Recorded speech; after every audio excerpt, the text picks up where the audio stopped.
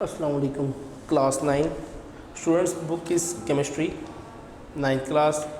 Chapter is physical states of matter according to your book 5th chapter number 5 physical states of matter. Physical states of matter में हम previous जो solid state और liquid state को अब detail में एलैबोरेशन के साथ हम स्टडी कर चुके हैं। अब जो हमारे पास जो स्टेट है, हम लिक्विड स्टेट स्टडी कर रहे थे। लिक्विड स्टेट में अब हमारा जो टॉपिक है वो है बॉइलिंग पॉइंट। बॉइलिंग पॉइंट ऐसा पॉइंट होता है जहाँ कोई भी लिक्विड बॉयल करे। फॉर एग्जांपल, अगर हमने किसी भी बकेट में या किसी भी चीज़ में हमने पानी को गर्म किया है या किसी टैंक में पानी को गर्म करना, बीकर ही ले लें। फॉर एग्जांपल, अगर आप केमिकल लेबॉर्ट्री में मौजूद है, केमिकल लेबॉर्ट्री में मौजूद होने से हमने क्या करना है, वाटर को बॉयल करना है। बॉयल करने के लिए हम क्या करेंगे, बीकर लेंगे। बीकर में 25 सेंटीमीटर क्यूब वाटर लेंगे। फिर हम उसको बंसन बर्नर पे हीट करेंगे। जब बंसन बर्नर पे हीट करेंगे तो हीट करने की वजह से क्या होगा, वो एक टेम्परेचर ऐसा आएगा कि वो उसको सोल्यूशन को, यानी बीकर जो सोल्यूशन मौजूद है वाटर, उसको कोई असर नहीं होगा। लेकिन जो ही after a limited time of interval या आफ्टर अ टाइम इंटरवल क्या होगा, वो सोल्यूशन बॉयल होना शुरू होगा। हमें बॉयल कैसे इंडिकेशन होगी, ये कि उसमें बबल्स क्रिएट होंगी। जैसे ही उसमें बबल्स क्रिएट होना शुरू होंगे, हम कहेंगे लेंगे ये सोल्यूशन बॉयल हो रहा है। फिर हम क्या करेंगे, एक थर्मामीटर डिप जो हमने सोल्यूशन में किया हुआ था कि आया, हमें पता लगे किस टेम्परेचर पे आके बॉइलिंग पॉइंट का प्रोसेस शुरू होता है। बॉइलिंग पॉइंट कैसी होती है, बॉइलिंग पॉइंट करने के लिए जो है वो स्पेसिफिकली हम ये लेते हैं कि जो ही जो मॉलिक्यूल्स प्रेजेंट होते हैं वाटर के अंदर, उन मॉलिक्यूल्स की एनर्जी जो है पहले लो होती है। जब वो सिंपल सोल्यूशन होती है उनकी एनर्जी बिल्कुल लो होती है। लेकिन जैसे ही हम उसको हीट अप करते हैं, हीट अप करने से क्या होगा, जो हीट एनर्जी होगी वो उन मॉलिक्यूल्स को मिलेगी। उन मॉलिक्यूल्स को हीट एनर्जी मिलने से उनके अंदर वाइब्रेशंस शुरू होंगी। जैसे ही वाइब्रेशंस शुरू होंगी, उनकी काइनेटिक एनर्जी इंक्रीज़ करेगी। जो ही काइनेटिक एनर्जी इंक्रीज़ करेंगे, वो स्ट्राइक करेंगे with the wall of the beaker. कि काइनेटिक एनर्जी ज़्यादा होने से क्या होगा, वो बीकर की वॉल्स के साथ स्ट्राइक करेंगे। जैसे ही वो बीकर की वॉल के साथ स्ट्राइक करेंगे, उनमें कोलिजन्स पैदा होंगी। जब दो मॉलिक्यूल्स में कोलिजन्स पैदा होती हैं, जब भी दो मॉलिक्यूल्स में कोलिजन्स पैदा होती हैं तो वो टकराते हैं। यानी काइनेटिक एनर्जी किसी की एक की मॉडरेट है, किसी एक की हाई है, तो उससे इनको कोई बेनिफिट नहीं होगा। कि जैसे ये दोनों मॉलिक्यूल्स करीब तर आएंगे, करीब तक आने के इनकी हम जो कोलिजन यानी टक्कर होगी, उसका क्या होगा, कोलिजन का इफेक्ट ये होगा कि जो एनर्जी थी, काइनेटिक एनर्जी इनमें मौजूद, उस काइनेटिक एनर्जी की मदद से ही इनमें कोलिजन्स पैदा हो गई हैं। जब ही कोलिजन्स पैदा होंगी, ये क्या होगा, इनकी एनर्जी अपोजिट हो जाएगी, यानी एक दूसरे को एनर्जी ट्रांसफ़र करेंगे। इसी तरह काइनेटिक एनर्जी इंक्रीज़ और डिक्रीज़ होगी। इसी कोलिजन्स की बुनियाद में ये क्या करेंगे, अपवर्ड मूवमेंट शो करेंगे। जैसे हमने अपने प्रीवियस टॉपिक फ्यूजन में स्टडी किया था कि इनकी अपवर्ड मूवमेंट होती है। उसी अपवर्ड मूवमेंट से क्या होगा, ये अपना वॉल्यूम इंक्रीज़ करेंगे। और बॉइलिंग पॉइंट में क्या हम यूज़ करते हैं, बॉयल्स लॉ। बॉइलिंग पॉइंट में हम यूज़ करते हैं चार्ल्स लॉ। क्योंकि बॉयल्स लॉ इसलिए यहाँ हम यूज़ नहीं करते, ड्यू टू प्रेशर, प्रेशर की वजह से हम यहाँ यूज़ नहीं करते। चार्ल्स लॉ ये simplically is related with volume and temperature, कि इसका रिलेशनशिप वॉल्यूम और टेम्परेचर के दरमियान है। जो ही हम वॉल्यूम डायरेक्टली प्रोपोर्शनल टेम्परेचर की बात करें कि ये increase in volume, increase in temperature, कि जैसे हमारी डिस्कशन चल रही थी कि वॉल्यूम के इंक्रीज़ करने से क्या होगा, टेम्परेचर भी इंक्रीज़ करेगा। फॉर एग्जांपल, अगर हम टेम्परेचर इंक्रीज़ करने हैं तो वॉल्यूम इंक्रीज़ होगा। Just we have discussing before about the practically in the laboratory के जो प्रैक्टिकल हम परफॉर्म कर रहे हैं। फॉर एग्जांपल, जिसको हमने एग्जांपल के तौर पे लिया, यानी बीकर में हमने वाटर लिया हुआ है, उस वाटर को हम हीट कर रहे हैं। हमारी बात पहुँची थी काइनेटिक एनर्जी तक कि जो प्रीवियस हमारी बात चल रही थी काइनेटिक एनर्जी तक, कि वो अपवर्ड मूवमेंट शो करेंगे। अपवर्ड मूवमेंट वो कब शो करेंगे कि मॉलिक्यूल्स के अंदर वाइब्रेशंस होती हैं। कोई भी बीन्स लेके आप टेबल पे रखिए और टेबल से को ज़ोर से स्ट्राइक करें, आप देखेंगे उनके अंदर वाइब्रेशन प्रोड्यूस होंगी। जब ड्रम है, ड्रम को बीट करते हैं तो ड्रम की जो लेयर होती है उसमें भी वाइब्रेशन प्रोड्यूस होती है। इसी तरह मॉलिक्यूल्स के अंदर भी वाइब्रेशंस प्रोड्यूस होती हैं। सबसे ज़्यादा वाइब्रेशन सॉलिड्स में प्रोड्यूस होती हैं, then liquids and then gases. हमारी बात थी कि इंक्रीज करके वो अपवर्ड मूवमेंट करता है। जो ही कोई लिक्विड अपने मॉलिक्यूल्स को अपवर्ड मूवमेंट करेंगे कि एस्केप करने के लिए एक्सटर्नल एनवायरनमेंट में। एक चीज़ है जैसे आपको एक कमरे में बंद कर दिया जाए, आप बाहर एनवायरनमेंट में निकलने की कोशिश ज़रूर करेंगे। इसी तरह मॉलिक्यूल्स भी क्या करती हैं, वो बीकर के टेम्परेचर को बर्दाश्त नहीं करते। जो ही उनकी काइनेटिक एनर्जी हाई होती है, यानी वो एनर्जी अब्जॉर्ब करते हैं। एनर्जी अब्जॉर्ब करने के बाद उनकी काइनेटिक एनर्जी हाई होती है, और जैसे ही काइनेटिक एनर्जी हाई होती है तो उनकी वजह से क्या होगा, वो अपवर्ड मूवमेंट शो करेंगे। जो ही वो अपवर्ड मूवमेंट शो करेंगे तो बीकर की अगर 25 सेंटीमीटर क्यूब तक मौजूद था तो फिर वो क्या होगा, 35-40 सेंटीमीटर क्यूब तक लिक्विड राइज करेगा। और जैसे ही लिक्विड राइज करेगा उसका टेम्परेचर भी राइज करेगा। कि जैसे हम टेम्परेचर ऑन देते जा रहे हैं, काइनेटिक एनर्जी इंक्रीज़ होती जा रही है। काइनेटिक एनर्जी बिल्कुल इंक्रीज़ होती जा रही है। एक लिमिट ऐसी आएगी कि एक हद तक सोल्यूशन राइज होकर बाद में फॉल डाउन होगा। वो जो राइज हुआ है हम उसकी एक्यूरेट मेजरमेंट ले लेंगे कि आया 25-50 सेंटीमीटर क्यूब से इसने मज़ीद 280 सेंटीमीटर क्यूब तक राइज हुआ है। इसका मतलब ये होगा कि 30 सेंटीमीटर क्यूब तक मॉलिक्यूल्स राइज कर सकते हैं। ये था हमारा बॉइलिंग पॉइंट।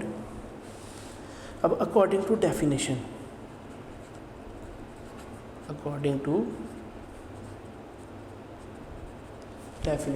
कि डेफिनेशन के मुताबिक बॉइलिंग पॉइंट क्या है। The temperature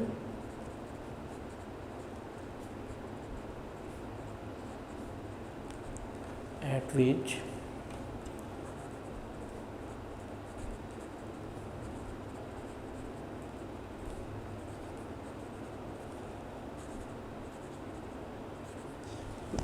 the vapor pressure of the liquid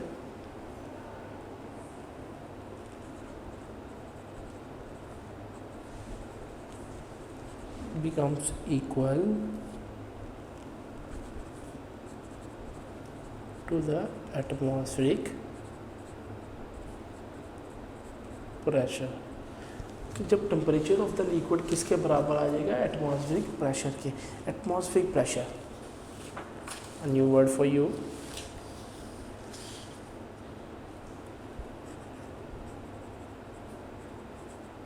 atmospheric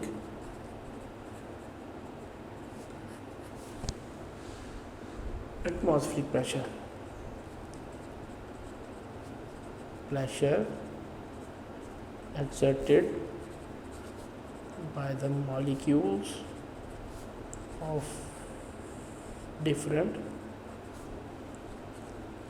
chemicals present in environment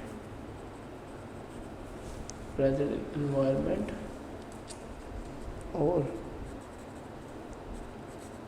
atmosphere, कि जो एनवायरनमेंट में मौजूद हो या एटमॉस्फेयर में। जैसे हमारी एनवायरनमेंट में एयर है, मज़ीद केमिकल्स सैंड है, मज़ीद केमिकल्स मौजूद हैं। इन सब केमिकल्स के क्या होगा, जो मॉलिक्यूल्स होंगे वो क्या करेंगे, प्रेशर एक्सर्ट करेंगे। वो कैसे, जब एटमॉस्फेरिक टेम्परेचर हाई होगा,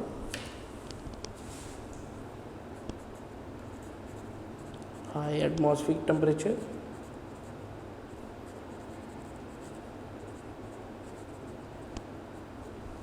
high atmospheric temperature, high will be the kinetic energy of molecules,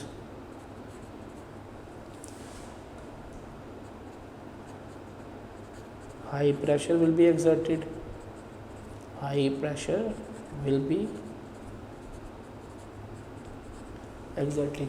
कि जैसे ही मॉलिक्यूल्स का टेम्परेचर हाई होगा उनकी काइनेटिक एनर्जी हाई होगी। जैसे ही उनकी काइनेटिक एनर्जी हाई होगी उनके दरमियान कोलिजन्स पैदा होंगे।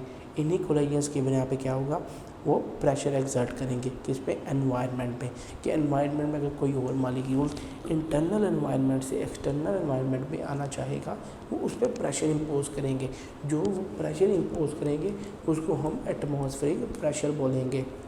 इसको हम अब रिकॉल करते हैं कि जो एटमॉस्फेरिक प्रेशर, जैसे अभी हमने एग्जांपल्स की स्टडी लेते हैं कि अभी हमने गैस वाटर मॉलिक्यूल्स की स्टडी की कि अब उनकी काइनेटिक एनर्जी हाई है। हाई काइनेटिक एनर्जी की वजह से वो क्या कर रहे हैं, अब एक्सटर्नल एनवायरनमेंट में अपवर्ड मूवमेंट कर रहे हैं। लेकिन एटमॉस्फेरिक प्रेशर की फैक्टर है कि इनको अफेक्ट कर रहा है।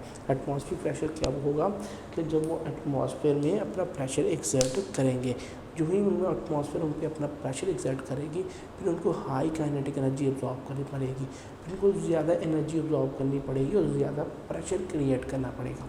अगर वो ज़्यादा एनर्जी एब्जॉर्ब नहीं करेंगे या ज़्यादा प्रेशर नहीं क्रिएट करेंगे तो फिर वो कभी भी एटमॉस्फेरिक प्रेशर को ओवरकम नहीं कर सकते। लेकिन जो ही वो एटमॉस्फेरिक प्रेशर को ओवरकम कर लेंगे तो मॉलिक्यूल्स एक्सटर्नल एनवायरनमेंट में ट्रैवल आउट कर लेंगे।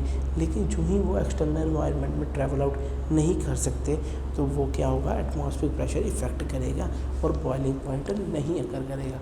इसलिए बॉइलिंग तब ही होगी जब वो पॉइंट, वो कौन सा पॉइंट होगा, जब वो ये इनकी जो एक्सटर्नल एनवायरनमेंट में ट्रांसफ़र होगी उन मॉलिक्यूल्स की काइनेटिक एनर्जी पे ऐसा टेम्परेचर पे आके वो अचीव करेंगे काइनेटिक एनर्जी कि उस टेम्परेचर पे वो एटमॉस्फेरिक प्रेशर को ओवरकम कर सकें। जो ही वो एटमॉस्फेरिक प्रेशर को ओवरकम करेंगे, ओवरकम करने के बाद क्या होगा कि वो एक पॉइंट जो टेम्परेचर का होगा उसे हम बॉइलिंग पॉइंट कहेंगे कि वो क्या है, बॉइलिंग पॉइंट। आगे हम एग्जांपल स्टडी करते हैं बॉइलिंग पॉइंट की। एग्जांपल्स,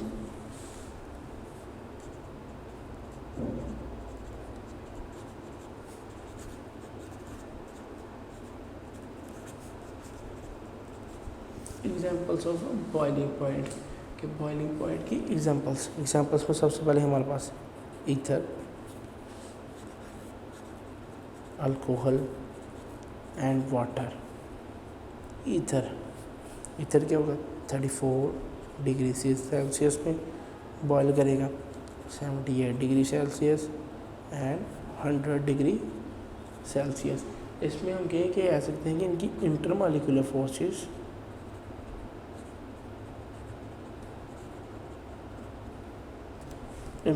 फोर्सेस भी इफेक्ट करती हैं। जैसे ईथर का 34.6 डिग्री सेल्सियस है कि इतने कम टेम्परेचर पे ये बॉयल कर रहा है। इतने कम टेम्परेचर पे बॉयल करने की मेन रीज़न यही होगी कि इसके मॉलिक्यूल्स की जो इंटरमॉलिक्यूलर फोर्स होगी वो काफ़ी वीक होगी। अगर इंटरमॉलिक्यूलर फोर्स वीक होगी तो फिर क्या होगा, थोड़े से टेम्परेचर पे भी ये क्या करेंगे, काइनेटिक एनर्जी अब्सॉर्ब करेंगे। और जो ही काइनेटिक एनर्जी अब्सॉर्ब करेंगे उसी अब्सॉर्बिंग की मदद से इनका क्या होगा कि ये थोड़े से टेम्परेचर जो मौजूद है हमारे पास स्केल में, सेल्सियस स्केल में, उस पर थोड़े से पॉइंट पे इनका क्या करेंगे, अपने एटमॉस्फेरिक प्रेशर को ओवरकम कर लेंगे।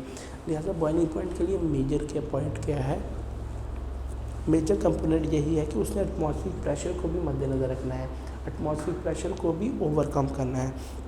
लिहाजा इसी तरह अल्कोहल का थोड़ा सा जो बॉइलिंग पॉइंट है वो ज़्यादा है ईथर के लिहाज से, क्योंकि इसके इंटरमॉलिक्यूलर फोर्सेस थोड़ी सी ज़्यादा स्ट्रॉन्गर हैं। लेकिन ये एक वोलाटाइल सब्सटेंस है।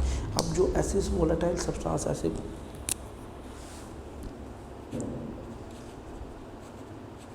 volatile such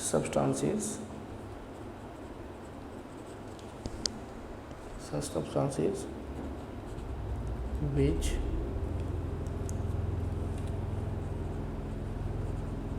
can be evaporated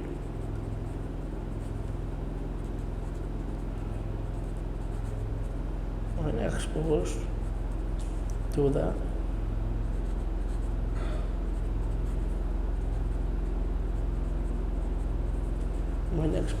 external environment. कि वोलेटाइल सब्सटेंस ऐसे सब्सटेंस होते हैं जिनको हम जब भी एक्सटर्नल एनवायरनमेंट में रखें, एक्सपोज करें, तो वो एवेपोरेट हो जाती हैं। बेसिकली जैसे हमारे पास सबसे कॉमन एग्जांपल इसकी स्पिरिट मौजूद है और साथ ही पेट्रोल मौजूद है। पेट्रोल को जब भी हम हाथ में रखेंगे तो क्या होगा, वो एवेपोरेट हो जाएगा। जिसको हम पंजाबी में यूज़ करते हैं कि पेट्रोल उड़ गया। उड़ने का मतलब ये है कि उसके मॉलिक्यूल्स के अंदर जो है इंटर मॉलिक्यूलर फोर्सेस इतनी वीक हैं कि वो जैसे ही एक्सटर्नल मान में आता है तो एटमॉस्फेरिक प्रेशर उस पर इम्पोज होता है। जो ही एटमॉस्फेरिक प्रेशर इम्पोज होगा उसी एटमॉस्फेरिक प्रेशर की वजह से ही वो क्या होगा, वो वोलाटाइल हो जाएगा, यानी एवेपोरेट हो जाएगा। वोलाटाइल कुछ केमिकल्स हैं जिनके जो बॉइलिंग पॉइंट है वो लो होने की वजह से वो वोलाटाइल इन नेचर है कि नेचर में जब भी उनको एक्सटर्नल एनवायरनमेंट में एक्सपोज किया जाता है तो जो एक्सपोज किया जाता है तो जो सब्सटेंसेस है जब उन पर टेम्परेचर या एटमॉस्फेरिक प्रेशर इम्पोज किया जाता है उसी इम्पोजिंग की वजह से क्या होगा, उनमें जो बॉन्ड्स की या काइनेटिक एनर्जी हाई होगी तो उसी वजह से ये वोलाटाइल इन नेचर कहलाते हैं।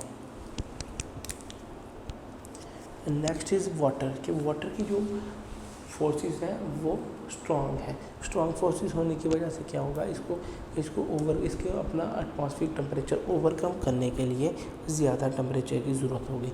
जो भी इसको ज़्यादा टेम्परेचर की ज़रूरत होगी तो इसका मतलब ये है कि इसके मॉलिक्यूल्स क्या कर सकते हैं, ज़्यादा हीट अब्जॉर्ब कर सकते हैं। वो अपनी काइनेटिक एनर्जी 100 डिग्री सेल्सियस तक जाकर इंक्रीज़ करेंगे, फिर जाकर वो अपने एटमॉस्फेरिक प्रेशर को ओवरकम कर सकते हैं। लेकिन जब तक वो अपने एटमॉस्फेरिक प्रेशर को ही ओवरकम नहीं करेंगे वो बॉयल आउट नहीं हो सकते। इसकी इलेबोरेशन के लिए अब हम एक ग्राफ को स्टडी करते हैं। ग्राफ आपकी बुक में प्रेजेंट है।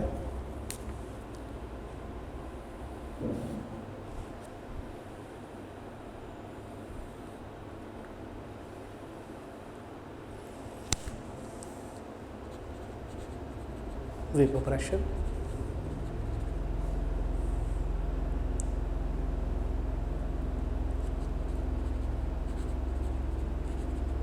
टेम्परेचर, वेपर प्रेशर और टेम्परेचर 0, 20, 40, 60, 80 एंड 100। अब हम शुरू करते हैं इनकी ग्राफ। अकॉर्डिंग टू टेम्परेचर अगर हम बात करें ईथर की कर्व ऐसी होगी। नेक्स्ट अल्कोहल,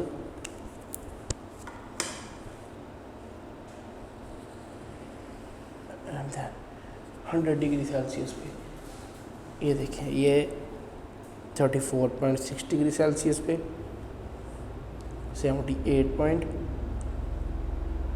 डिग्री सेल्सियस पे, 100 डिग्री सेल्सियस पे।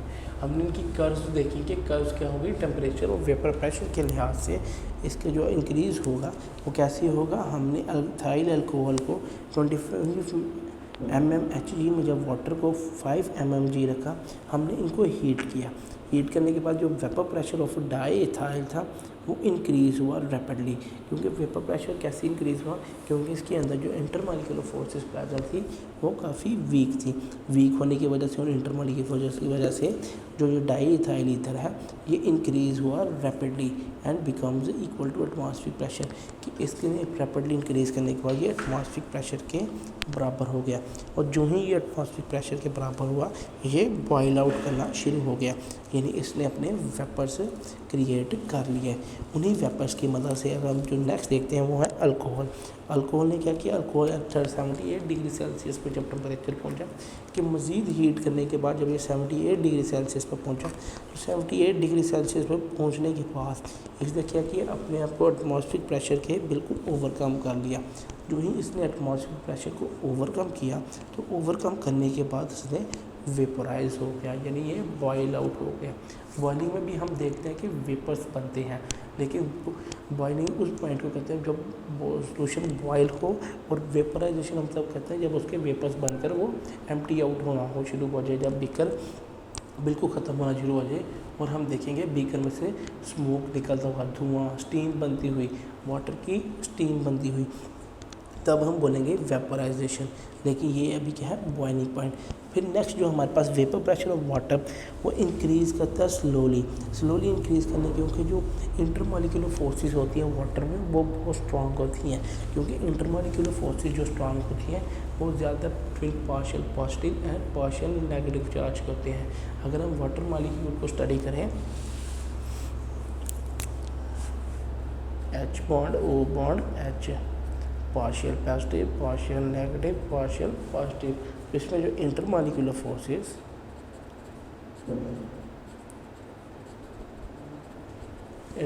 फोर्सेस स्ट्रॉन्गर होंगी। स्ट्रॉन्गर होने की वजह यह है कि इनमें अट्रैक्शन पाई जाती है। पार्शियल पॉजिटिव चार्ज में अट्रैक्शन पाई जाती है और पार्शियल नेगेटिव चार्ज में पाई जाती हैं। जब दोनों चार्ज आपस में अट्रैक्ट करें तो अट्रैक्ट करने की वजह से वो क्या होगा कि उनमें बॉन्ड या उनकी फोर्सेस स्ट्रॉन्ग होंगी, इसलिए इसमें स्लोली काम होता है। जो ही टेम्परेचर स्लोली इंक्रीज़ करेगा, एक ऐसा पॉइंट आएगा जब इनकी मॉलिक्यूल्स की काइनेटिक एनर्जी मज़ीद हाई हो चुकी होगी और वो क्या करेंगे, एटमॉस्फेरिक प्रेशर को ओवरकम कर सकेंगे। जो ही वो एटमॉस्फेरिक प्रेशर को ओवरकम कर सकेंगे तो फिर क्या होगा, इनकी बॉइलिंग पॉइंट इफेक्ट होगी, यानी बॉइलिंग पॉइंट क्रिएट होना शुरू हो जाएगी। ये था इसका बॉइलिंग पॉइंट का टॉपिक है, बॉइलिंग पॉइंट कैसे होता है और बॉइलिंग किसी सोल्यूशन में कैसे होती है। नेक्स्ट हमारे पास कुछ फैक्टर्स मौजूद हैं। Factors affecting the rate of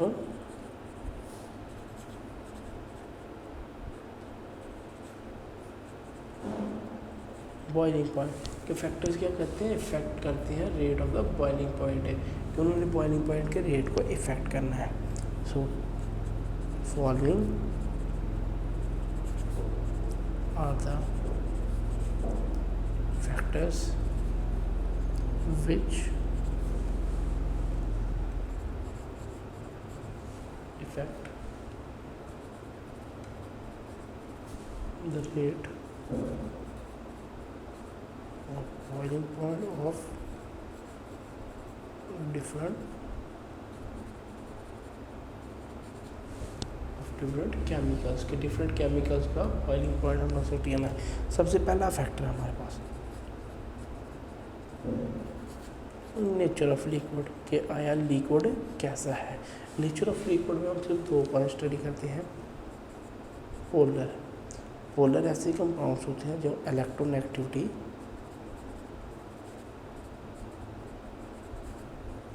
difference हो, जिनमें इलेक्ट्रोनेगेटिविटी डिफरेंस हो, यानी जो अट्रैक्शन लग रही है वो दोनों तरफ से लग रही है।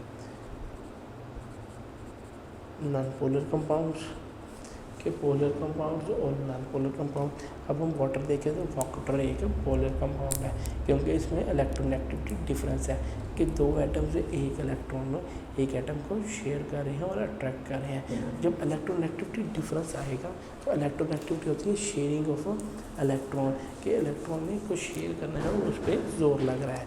उसी जोर की वजह से हम क्या कहेंगे कि इलेक्ट्रोनेगेटिविटी जब डिस्टेंस होगा तो कंपाउंड क्या है, पोलर। देखिए अगर हम नॉन पोलर की बात करें,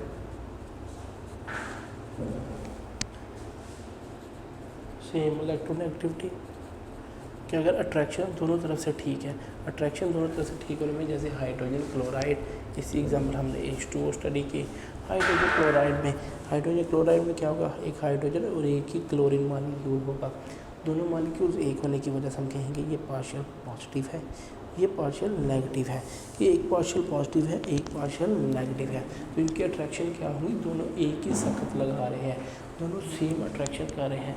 जो ही वो सेम अट्रैक्शन करेंगे तो मॉलिक्यूल्स क्या हो गए, उनकी अट्रैक्शन ज़्यादा होगी। अट्रैक्शन ज़्यादा होने की वजह से वो कंपाउंड नॉन पोलर की तरफ होगा। अब पोलैरिटी और नॉन पोलैरिटी, हम कहेंगे जो पोलर मॉलिक्यूल्स हैं वो किस पर डिज़ोल्व होंगे, पोलर मॉलिक्यूल्स में, क्योंकि लाइक डिज़ोल्व करता है लाइक को, और non polar molecules non polar में ही डिज़ोल्व होंगे। इसी तरह हम बात करेंगे जो पोलर मॉलिक्यूल्स हैं वो नॉन पोलर में डिज़ोल्व नहीं हो सकते क्योंकि उनका इलेक्ट्रोनेगेटिव डिफरेंस जो है वो डिफरेंट है। इसलिए हमें क्या करेंगे, जो नॉन पोलर है वो पोलर में कुछ हद तक डिज़ोल्व हो सकते हैं। पोलर मॉलिक्यूल्स जैसे पोलर सोल्यूशन जो या पोलर लिक्विड्स में हमारे पास सबसे पहले वाटर है। नॉन पोलर में हमारे पास और ऑर्गेनिक कंपाउंड्स हैं जैसे ईथर हो गया, अल्कोहल हो गया, ये नॉन पोलर है क्योंकि इनके अंदर जो इलेक्ट्रोनेगेटिविटी शेयरिंग है या इनकी जो अट्रैक्शन है वो वाटर जैसी नहीं है। कि पोलर लिक्विड्स का मेल्टिंग बॉइलिंग पॉइंट हाई होता है,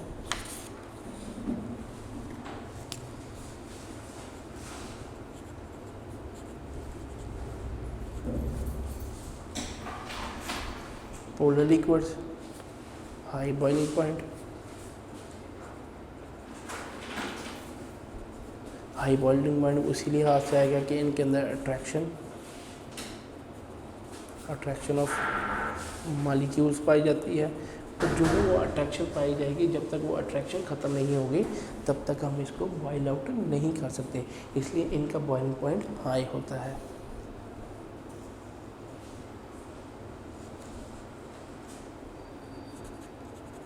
non polar liquids have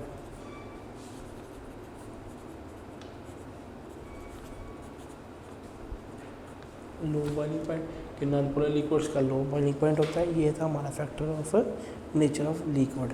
next is intermolecular forces.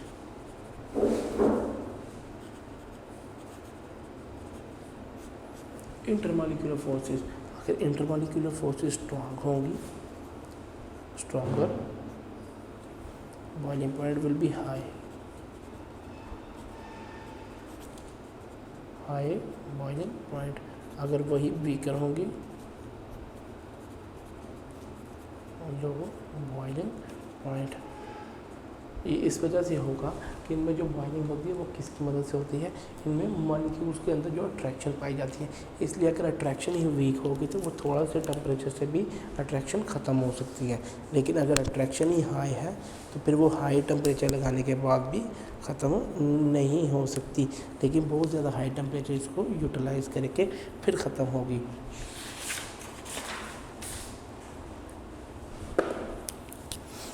The next point is external pressure.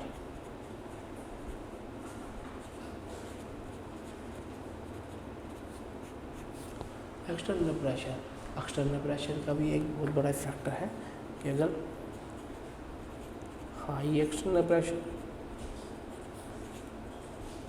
External pressure high है तो वो बॉइलिंग पॉइंट भी हाई होगा।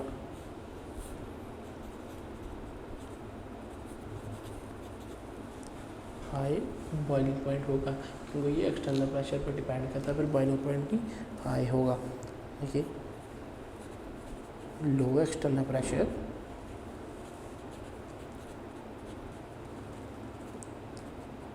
will have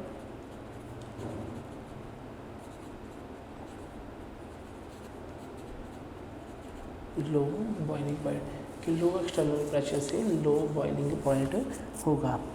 ये था हमारा topic about boiling point. And the next topic is freezing point, कि solution को बॉयल किया। अब हम फ्रीजिंग पॉइंट का मैकेनिज्म देखेंगे कि फ्रीज कैसे होता है।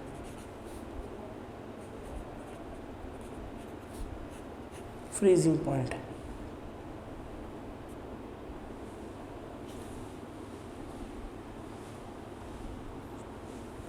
फ्रीजिंग पॉइंट ऐसा फिनोमेना जिसमें क्या हम करेंगे, जब लिक्विड्स को हम कूल करते हैं, when liquids are cooled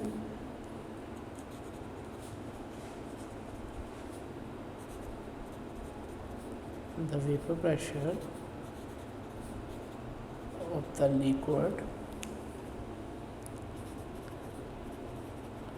decreases and a stage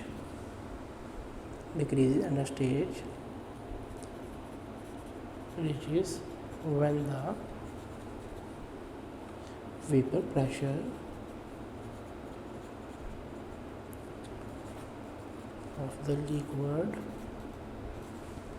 vapor pressure of the liquid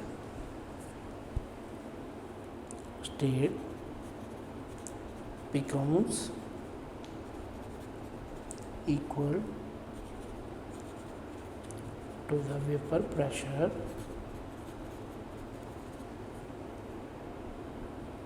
of solid state। कि फ्रीजिंग पॉइंट कब होता है, जब liquids are cold and the vapour pressure of the liquid decreases and a stage reaches when the vapor pressure of the liquid state becomes equal to the vapor pressure of a solid state। कि जो ही हमने liquid एक boil किया हुआ है, उस liquid को जब हम फ्रीज पॉइंट में लेके आएंगे, यानी जब उसको हम उसको ठंडा होने की छोड़ देंगे, जो ही हम ठंडा होने की छोड़ेंगे तो क्या होगा, जो मॉलिक्यूल्स में काइनेटिक एनर्जी अब्जॉर्ब की हुई थी वो अपनी काइनेटिक एनर्जी कोलिजन्स के बाद क्या करेंगे, रिलीज़ करेंगे। जो ही काइनेटिक एनर्जी रिलीज़ हो जाएगी, क्योंकि काइनेटिक एनर्जी की यूनिक प्रॉपर्टी ये है कि काइनेटिक एनर्जी स्टोर नहीं हो सकती, इसीलिए यहाँ से जब काइनेटिक एनर्जी रिलीज़ आउट होगी, रिलीज़ आउट होने के बाद जो वेपर प्रेशर लिक्विड का होगा वो डिक्रीज़ होना शुरू हो जाता है, क्योंकि वेपर प्रेशर इंक्रीज़ तभी होता है जब क्या उसका टेम्परेचर हाई होता है। क्योंकि उसका टेम्परेचर लो होगा तो टेम्परेचर लो होने के साथ साथ उसका वेपर प्रेशर भी डिक्रीज़ करेगा। जैसे ही वेपर प्रेशर डिक्रीज़ करेगा तो वेपर प्रेशर जो लिक्विड स्टेट का वो एक ऐसी स्टेज या ऐसी लिमिट तक पहुंचेगा कि जब vapour pressure of liquid state और vapour pressure of solid state बिल्कुल इक्वल हो जाएंगे। जब बिल्कुल इक्वल हो जाएंगे तो जो उसके मॉलिक्यूल्स क्या हैं वो अलग-अलग हो जाएंगे।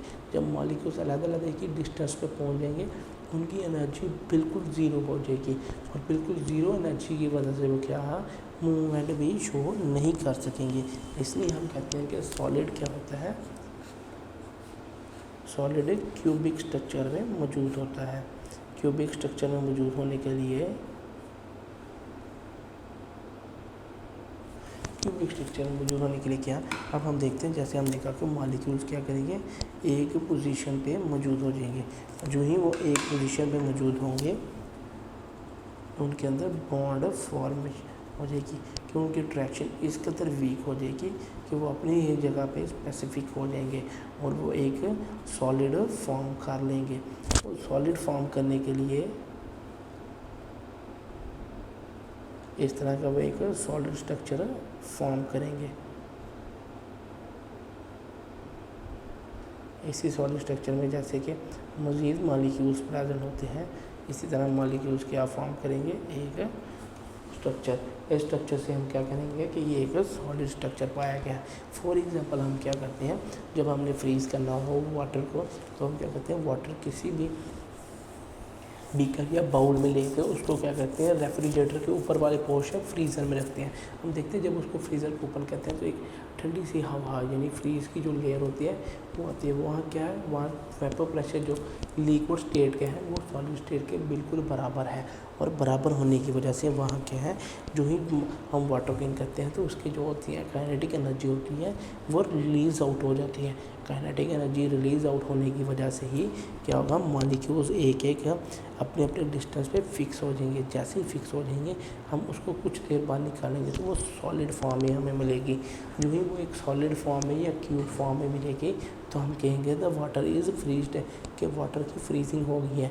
तो जिस पॉइंट पे वाटर फ्रीज होगा हम उसको फ्रीजिंग पॉइंट बोलेंगे। जैसे फॉर एग्जांपल वाटर का freezing point, water freezing point is 0 degree Celsius, कि विदाउट एनी टेम्परेचर क्या है, वाटर फ्रीज आउट हो सकता है कि 0 डिग्री सेल्सियस में टेम्परेचर बिल्कुल लो होगा। बिल्कुल लो टेम्परेचर होने की वजह से क्या होगा, वाटर फ्रीज आउट हो जाएगा। लेकिन ऐसा टेम्परेचर जब लिक्विड और सॉलिड कोएग्जिस्ट करें, इसको हम डायनामिक इक्विलिब्रियम में फ्रीजिंग पॉइंट बोलते हैं। तो फ्रीजिंग पॉइंट तब होगा जब वेपर्स का, लिक्विड स्टेट का वेपर्स का और सॉलिड स्टेट के वेपर्स का दोनों बिल्कुल बराबर आ जाए। अब हम स्टडी करते हैं फ्रीजिंग पॉइंट और बॉइलिंग पॉइंट बिल्कुल अपोजिट है। एक जगह हमने मॉलिक्यूल्स को बॉयल किया है लेकिन यहाँ हम मॉलिक्यूल्स को फ्री कर रहे हैं। एक जगह हम मॉलिक्यूल्स का वेपर प्रेशर हाई कर रहे हैं लेकिन यहाँ मॉलिक्यूल्स का वेपर प्रेशर लो कर रहे हैं। फ्रीजिंग पॉइंट और बॉइलिंग पॉइंट के some common examples are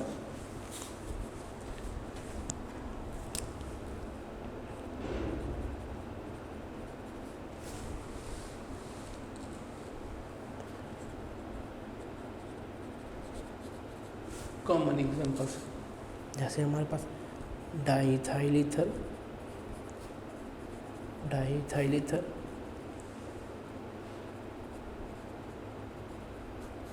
freezing point,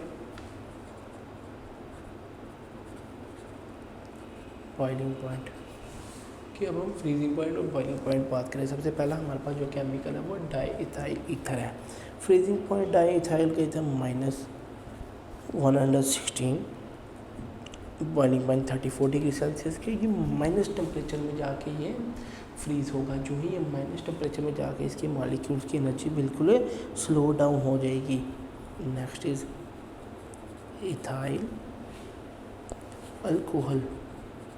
ethyl alcohol ये -115 पे एंड 78 डिग्री सेल्सियस पे ये बॉयल आउट होगा। बॉयल आउट होने के बाद जो नेक्स्ट हमारे पास वाटर फ्रीज होता है 0.0 डिग्री सेल्सियस पे और बॉयल होता है 100 डिग्री सेल्सियस पे, क्योंकि ये मोर स्ट्रॉन्गर है। एन ऑक्टेन -57 पे और 126 डिग्री सेल्सियस पे। एन ऑक्टेन में हम पेट्रोलियम भी ले सकते हैं। एन ऑक्टेन में हम पेट्रोलियम भी ले सकते हैं for example. And the fifth one is the next topic is diffusion. हम लिक्विड्स की बात कर रहे हैं और लिक्विड्स में हमारे पास जो नेक्स्ट टॉपिक है, नेक्स्ट पॉइंट है, जैसे physical states of liquid study कर रहे हैं। फिजिकल स्टेट्स ऑफ लिक्विड में हमारे पास है diffusion. Just like before we have discussed the diffusion about physical states of gases, इसी तरह लिक्विड्स में भी डिफ्यूजन पाई जाती हैं, क्योंकि ये एक रूल है कि लिक्विड मॉलिक्यूल जो हैं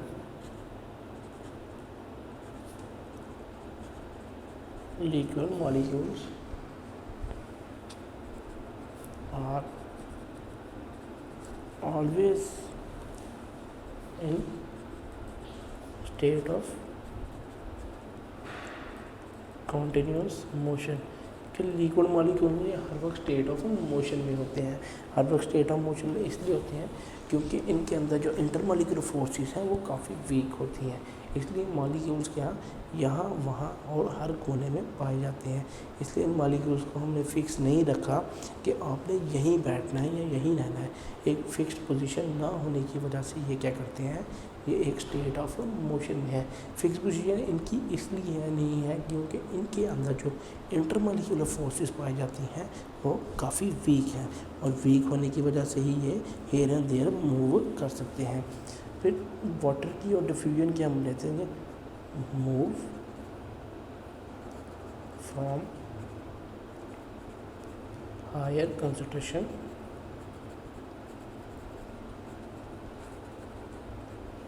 टू लोअर कंसंट्रेशन, कि ये हायर कंसंट्रेशन से लोअर कंसंट्रेशन की तरफ मूव आउट करते हैं। हायर कंसंट्रेशन हम कह सकते हैं कि for example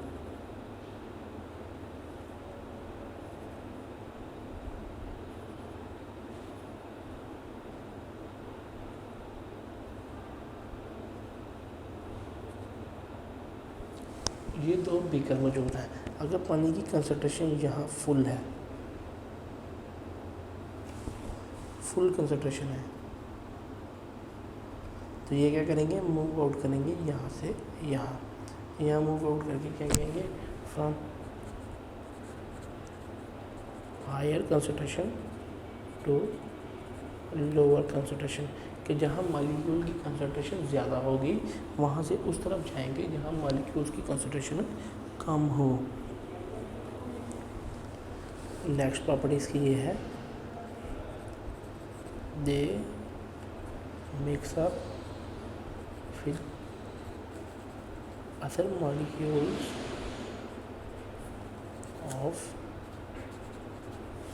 other molecules of other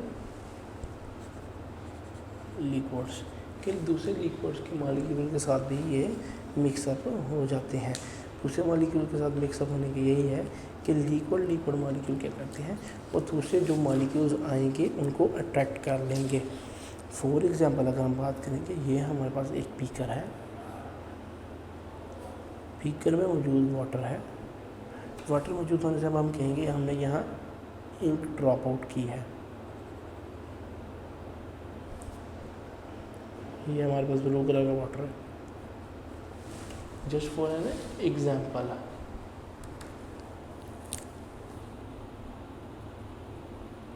और ब्लैक इंक जो है हम ड्रॉप बाय ड्रॉप इनमें स्प्रिंकल कर रहे हैं। जो ही ड्रॉप बाय ड्रॉप स्प्रिंकल होगी वो क्या करेगी, एक सरफेस एरिया को गिरेगी। जो ही वो एक सरफेस एरिया को गिरेगी फिर क्या होगा, वो उसकी मिक्सिंग शुरू होगी।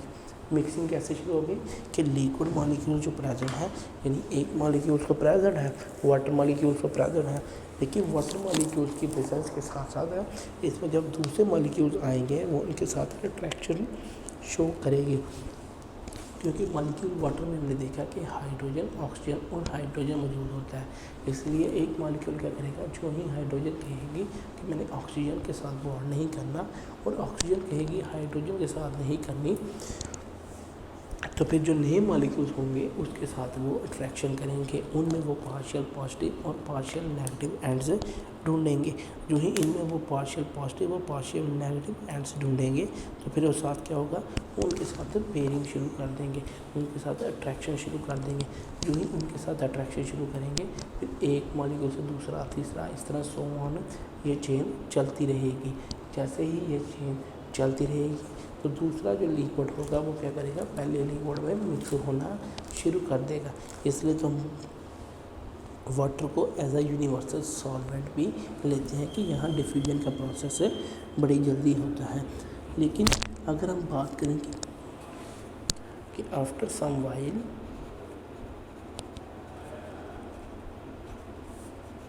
The ink will spread, the ink will spread throughout the beaker। Ink जो है वो पूरे बीकर में स्प्रेड हो जाएगी, लेकिन इस प्रोसेस को थोड़ा टाइम लगेगा। उस टाइम इसलिए है क्योंकि ये स्पेसिफिक टाइम इंटरवल से होगा। ये गैस की डिफ्यूजन नहीं है कि गैस के पार्टिकल्स में जैसे हमने देखा कि डिफ्यूजन बड़ी जल्दी कैरिड आउट होती है, लेकिन ये लिक्विड मॉलिक्यूल्स हैं, यहाँ जो डिफ्यूजन है बड़ी स्लोली कैरिड आउट होगी। स्लोली कैरिड आउट इसलिए होगी क्योंकि एक मॉलिक्यूल ने दूसरे मॉलिक्यूल के ऊपर ओवर स्लिप करना है, यहाँ उसने ओवर मिक्सिंग करनी है, क्योंकि लिक्विड मॉलिक्यूल्स तो पहले ही प्रेजेंट है। अब इंक मॉलिक्यूल्स मज़ीद आएंगे। जो ही मॉलिक्यूल्स आएंगे पहले तो इसके वॉल्यूम में इंक्रीज़ होगा, लेकिन जब वॉल्यूम में जो ही इंक्रीज़ होगा, वॉल्यूम में इंक्रीज़ होने के बाद क्या होगा, ये ओवर मिक्सिंग स्टार्ट कर देंगे कि एक हायर कंसनट्रेशन से लोअर कंसनट्रेशन यानी बॉटम ऑफ द बीकर तक पहुँचेगी। And spread over the beaker की डिफ्यूजन टेक प्लेस है कि जो ही हम देखेंगे कि पूरा बीकर ब्लैक आउट हो गया है, यहाँ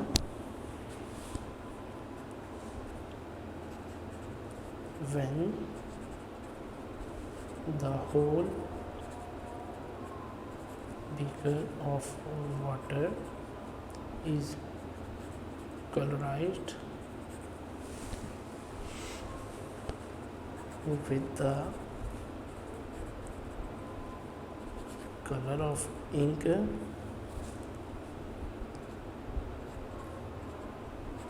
we will say that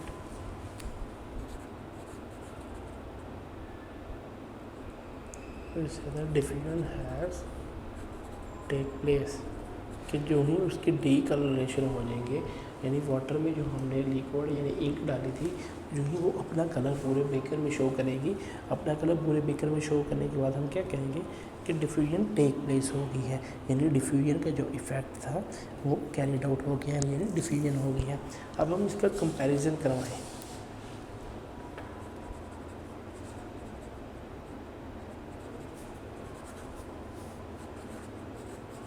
comparison of diffusion कि डिफ्यूजन का comparison between liquid and gas कि लिक्विड और गैस में इसका कंपैरिजन, लिक्विड और गैस में कंपैरिजन ऐसा होगा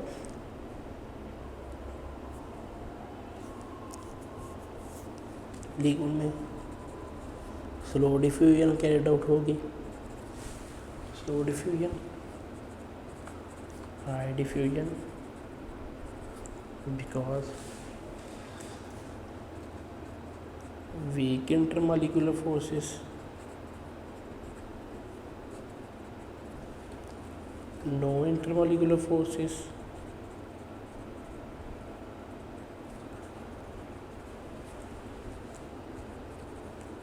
small distance, large distance areas, large distance empty spaces, कि ये कुछ रीजंस हैं जिनकी वजह से डिफ्यूजन में दोनों में कंपैरिजन होगा। कि कंपैरिजन क्या होगा, एक में जो है वो लार्ज मॉलिक्यूल जो है वो ज़्यादा जगह पे पाए जाते हैं, जैसे गैस में मॉलिक्यूल्स का जो सरफेस एरिया होगा वो ज़्यादा होगा लिक्विड की बनिस्बत, क्योंकि लिक्विड में मॉलिक्यूल मौजूद, हम ये नहीं कहते कि लिक्विड में मॉलिक्यूल बहुत दूर दूर तक मौजूद हैं, वो मौजूद करीब तक ही हैं, लेकिन उनमें वीक इंटरमॉलिक्यूलर फोर्सेस पाई जाती है। उसी वीक इंटरमॉलिक्यूलर फोर्सेस की वजह से ही हम कहते हैं कि इनमें जो डिस्टेंस है वो स्मॉल है, इसलिए डिफ्यूजन स्लोली कैरिड आउट होगी, क्योंकि उसने ओवरकम करना है दूसरे मॉलिक्यूल्स को।